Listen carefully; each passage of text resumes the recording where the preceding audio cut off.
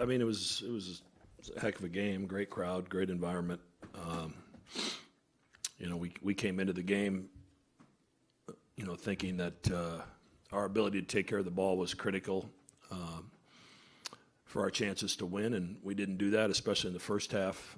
Cleaned it up a little bit in the second half, but I just thought, their activity defensively really bothered us, and we had some casual plays with the basketball that allowed them to get enough easy stuff as a result of our turnovers, to be the difference in the game. And you combine that with the fact that, we've been one of the better teams in the country with our defensive rebounding on the year, and, we were awful this afternoon. Questions? Hey, Coach, studying Marquette, are they different defensively this season, or what do you think led to them disrupting you offensively? They're, top 10 in the country in forcing turnovers, so we're not the only ones they've done it to. They're interchangeable some with some of their pieces. There's Joplin, Jones, Mitchell, Ross. There's a lot of length there, and obviously, Sean Jones is terrific on the ball, and Tyler, he's elite defensively because of the way he thinks the game and the positioning that he has on the floor. And then you have also on the back of it that if you do get into the teeth of it, he's a good shot blocker, and I thought he was disciplined this afternoon on when to go for some block shots. We tried to get him in the air a few times on the move, and he stayed on the floor. So even though he didn't shoot it great, he really impacted the game in a lot of ways.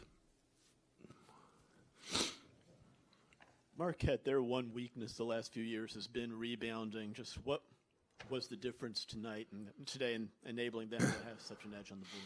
Yeah, I hesitate to comment till I see the film. It seemed like Oso was able to get, a hand on the ball and bat it back out towards half court a lot, and that's us not hitting him, soon enough and physical enough. Sometimes it's offensive rebounding is the bounce of the ball as well. And they put you in a tough spot sometimes with Oso and Tyler or Cam, in isolation where, the big comes to help, and now you've got a guard on Oso on the backside in that rebounding situation, which can be tough. And, obviously he took full advantage of it. I know it's a weird part of the schedule where you haven't played in a while, but you have lost 3 of 4. Just what do you think you need to do to kind of pull yourself out of that? We just got to keep working. We've played. We played 3 really good teams in a row, and UNLV played great the night we played them, so I don't want to discount them either.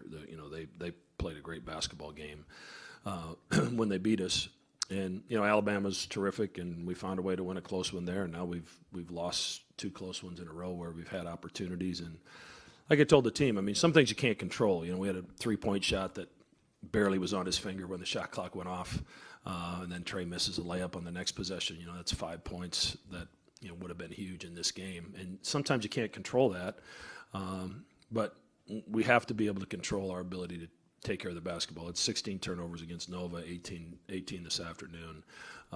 That has